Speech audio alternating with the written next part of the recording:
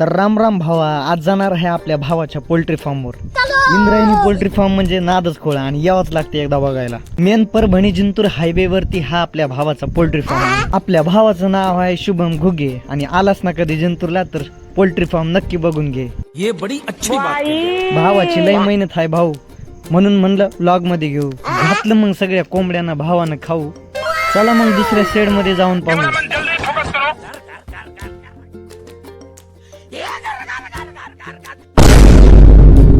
असं करून धुतले ना आपल्या भावानं मग सगळे भांडे.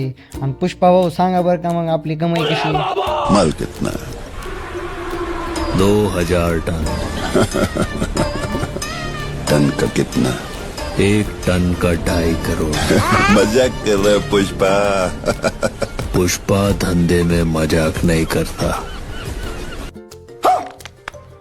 एका धंद्यानं पोट भरत नाही भाऊ आपलं, म्हणून केलाय भावानं शेळ्याचं पण बिझनेस. कसं आहे आपलं गोट फार्म आणि पोल्ट्री फार्म यावंच लागतंय. नाद करते काय?